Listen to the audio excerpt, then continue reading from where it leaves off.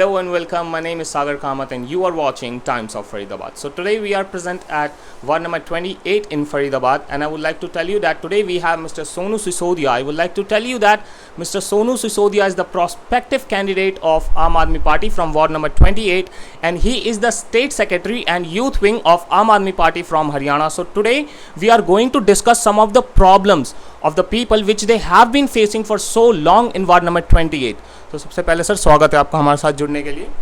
आपके सभी दर्शकों को मेरा नमस्कार। तो सर जैसा कि अभी सुनने में आ रहा है कि काफ़ी ज़्यादा प्रॉब्लम्स है, कहीं नाली की प्रॉब्लम है, कहीं बिजली की प्रॉब्लम है, कहीं पानी रोडों पे ऐसी भरा हुआ है। तो अगर आप जैसे कि आप खड़े हुए हैं पार्षद के चुनाव के लिए, अगर आप जीत जाते हैं तो सबसे पहली प्रेफरेंस आपकी क्या रहेगी, किस चीज़ को सबसे पहले ठीक करेंगे? देखिए, हमारे यहाँ पर सबसे बड़ी जो समस्या है, अभी फ़िलहाल सबसे बड़ी समस्या है हमारे यहाँ पे सीवर की। क्योंकि हमारे यहाँ पे सड़कों में क्या हो रहा है, नालियाँ भर जाती हैं। तो नालियाँ भरने के बाद वो सारा जो पानी है वो रोडों पर आ जाता है। उसकी वजह से लोगों को बहुत परेशानी भुगतनी पड़ती है। अब जैसा कि फ़िलहाल ही है, आपको पता होगा, आपने देखा होगा कि आप तिलपत से जो मेन रोड है, अगर एक बारिश पड़ जाए वो पूरा मतलब घोंटू घोंटू तक वहाँ तक पानी भर जाता है। उसके बाद तिलपत से ही आप संजय कॉलोनी ले जाओ, मुकुल बिल्डर की तरफ ले जाओ, या अगवानपुर वाला मेन रोड देख लो जो विनय नगर आ रहा है, उस रोड की भी दुर्दशा बहुत ख़राब है। वो भी अगवानपुर जो क्या नाम है, विनय नगर है, वो भी वार्ड नंबर 28 के अंदर ही आता है। तमाम जो वार्ड नंबर 28 के अंदर जो मेन रोड हैं और कुछ गलियाँ हैं, उनकी बहुत बुरी दुर्दशा है। अगर थोड़ी सी बारिश पड़ जाए तो सारी गलियों का जो नालियों का पानी ओवरफ्लो होकर रोडों पर आ जाता है। सबसे पहले अगर वार्ड नंबर 28 की जनता मुझे चुन के जिताती है तो मैं सबसे पहले सीवर का काम कराऊंगा। ये मेरा सबसे पहली प्रायोरिटी होगी। सबसे पहले सीवर आपकी प्रायोरिटी होगी। बट वार्ड नंबर 28 में बहुत सारे कार्य करता है, तो मतलब आपको क्यों लगता है ऐसा कि जनता आपको ही वोट दे और आपको जिताए? मतलब ऐसा कुछ आपके अंदर खास? देखिए, ऐसा है, मैं वार्ड नंबर 28 तिलपत में मेरे को 15-16 साल हो गए लोगों के बीच में रहते हुए। मैं ना अपना ये जो जीवन है ये जनता को समर्पण कर रखा है। मेरा अपना कोई ड्रीम नहीं है। मेरे को पार्टी टिकट देगी, मैं पार्टी के टिकट पे चुनाव लड़ूंगा अगर पार्टी टिकट देती है। और मेरे जितने भी वार्ड नंबर 28 के लोग हैं जिनके लिए मैं पिछले 15 साल से लड़ता आ रहा हूँ कामों को लेकर, वो मैं बिल्कुल कराऊंगा। और एक एक वर्डिंग जो बोलूँगा जनता के बीच में, मैं बड़ी बड़ी बातें नहीं कहना जानता, ना कह सकता। हमारी मूलभूत सुविधाएं होती हैं, पानी की, सीवर की, सड़कें, नाली, अपना क्या नाम है, street light, transform, school, dispensary जो अपग्रेड, ये सारे काम मैं कराऊंगा जरूर। तो सर आपको क्या लगता है कि जनता जिन अभी परेशानियों से जूझ रही है, आने वाले टाइम में क्या उस परेशानी को ओवरकम कर पाएगी? क्या वो परेशानियाँ ख़त्म होंगी या धीरे धीरे और वो बढ़ती जा रही है? अभी देखिए, ऐसा है कि हमें जो है ना, हमें सत्ता परिवर्तन नहीं करना। मान लो हम सत्ता परिवर्तन हमारे वार्ड 28 की जनता कर देती है, चाहे मैं ही क्यों ना हूँ, मैं ही आ जाऊँ। सत्ता परिवर्तन होने के बाद मैं उस वार्ड की जनता को, जैसे इन लोगों ने आज तक नकार रखा है, इन लोगों ने कोई काम नहीं किया जो भूतपूर्व रह चुके हैं, अगर मैं भी वैसा करूँगा तो जनता मुझे तो बेकार है, उनके लिए तो मैं भी वही हूँ। और वो मुझे सत्ता परिवर्तन नहीं करना, सत्ता परिवर्तन के साथ साथ मुझे व्यवस्था परिवर्तन करना है, सही तरीके से व्यवस्थित करना है। तो क्या कुछ आपके दिमाग में प्लान्स है जिनको आप लेके सोचते हैं कि इस तरीके से अगर हम किसी भी काम को करते हैं तो वो एक व्यवस्थित तरीके से जा सकता है? क्या? देखिए, हमारे यहाँ पे जो समस्या है, सबसे पहली समस्या जो गंभीर है वो है पानी की निकासी। अगर जनता मुझे चुन के बैठाती है, सीवर लाइन की एक बहुत बड़ी समस्या है वहाँ पर। सीवर लाइन बनने के साथ साथ जो मेन रोड पे जो बड़े नाले हैं, उन नालों की सफाई कराएंगे ताकि जो पूरी कॉलोनी का जो पानी है वो नाले में जा सके। तो नाले में जब पानी सफाई होके जाएगा तो ओवरफ्लो होगा नहीं। और जो सीवर की समस्या है वो बहुत गंभीर समस्या है। टैंकर माफिया लोगों को कभी 1500, कभी 2000, कभी 1000 रुपये कुछ भी ले लेते हैं टैंक की सफाई कराने के लिए, और लोगों को मजबूरी है, कराना पड़ता है। तो सबसे पहले तो ये समस्या बहुत ज़रूरी है।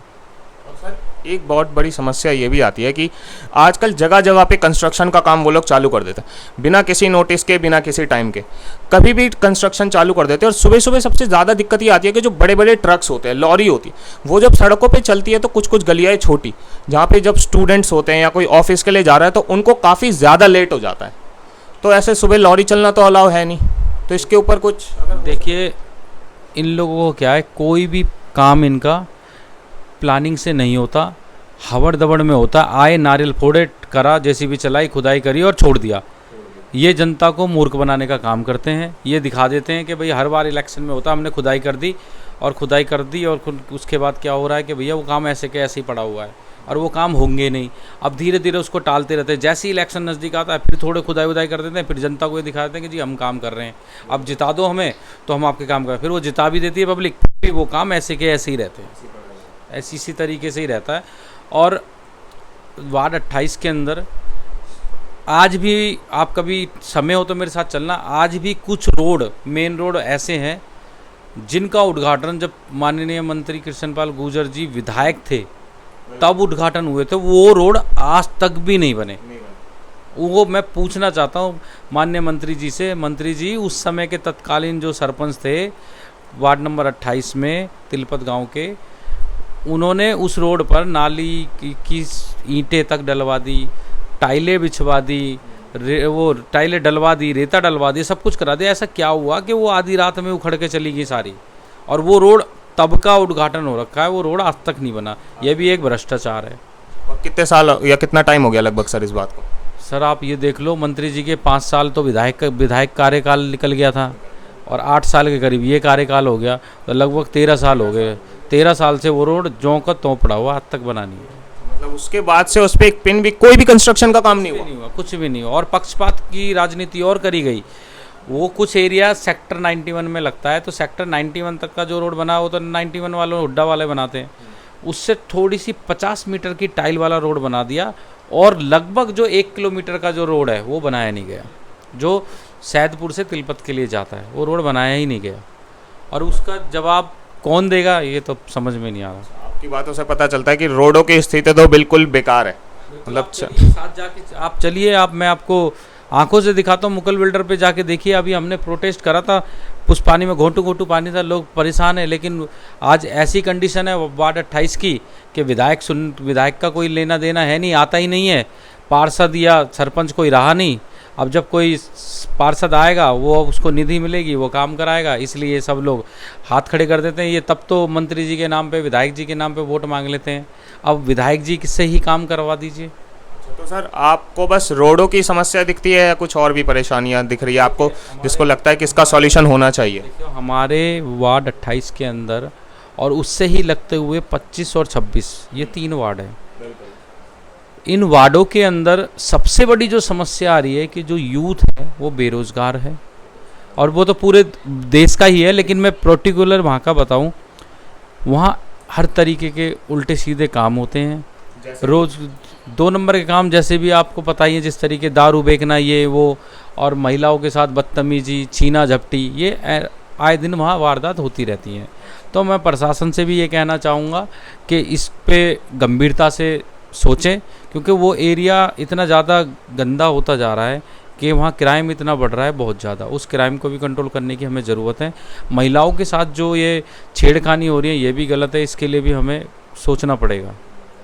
और हम आते हैं, हमारी सरकार आती है हरियाणा के अंदर, तो हम महिलाओं के लिए सुरक्षा सबसे पहली प्रायोरिटी होगी हमारी। दूसरा हम एजुकेशन पे काम करेंगे। तीसरा हम स्वास्थ्य पे काम करेंगे। हम स्टेट को इतना अच्छा बनाने का कार्य करेंगे कि लगेगा लोगों को। आज दिल्ली के अंदर चाहे आप कुछ भी कहे कोई विपक्ष, हमें उससे फ़र्क नहीं पड़ता, लेकिन दिल्ली की जो 70% जनता है वो आम आदमी पार्टी को हमेशा के लिए चाहती है। वो चाहती है कि ये सरकार सदा रहे, ताकि हमारे जो काम है, हमारे बच्चों के स्कूल का, ये सारी चीज़ होती रहे। 70% चाहिए, 30% क्यों मतलब मना कर रही है? 30% अलग अलग लोग हैं। देखो ये पृथ्वी है, इसमें विभिन्न प्रकार के रोग होते हैं भाई। कोई किसी की विचारधारा से जुड़ा होता है, कोई किसी की विचार, पर 70% लोग जो है वो आम आदमी पार्टी को लाइक करते हैं। तो क्या लगता है, जिस तरीके से आप कह रहे हैं कि दिल्ली में 70% लोग आम आदमी पार्टी को लाइक करते हैं, मतलब 70% उनका वोट टोटल आम आदमी पार्टी की तरफ शिफ्ट है, तो इस बार जैसे कि आम आदमी पार्टी हरियाणा में भी अपना पैर जमाने की कोशिश कर रही है, तो क्या लगता है हरियाणा में कितने % के चांसेस है? देखिए हरियाणा के अंदर तो लगभग 100% के ही चांस हैं। वो तो जब चुनाव होगा, चुनाव में जब निकल के आएगा रिजल्ट, तब पता लगेगा कितने % लोगों ने आम आदमी पार्टी को चाहा। लेकिन ये है कि हमारी जो पार्टी है वो 70% लोग तो ये है कि जो आम आदमी पार्टी को लाइक करते हैं, लेकिन हमारी जो पार्टी है वो पूरे 2.25 करोड़ दिल्ली वासियों की पार्टी है। और हरियाणा के अंदर आती है तो तमाम हरियाणा की पार्टी है, क्योंकि हमारा काम है काम करने का, हम काम करेंगे, हम काम करने की हमारी नीयत, हम काम करने आए। सर बहुत बहुत धन्यवाद आपका हमारे साथ जुड़ने के लिए और अपना ओपिनियन शेयर करने के लिए। So as you have seen and heard the video that mister Sonu Sisodia's is first priority is the drainage system, as he told that the people they are suffering very badly from the drainage system of ward number 28, the water logging, the puddles and the another scenarios which are very bad, and they have been facing problem and they are so many issues for a very long time.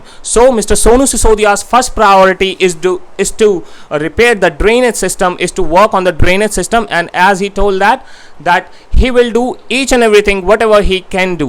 So keep watching Times of Faridabad. Thank you so much.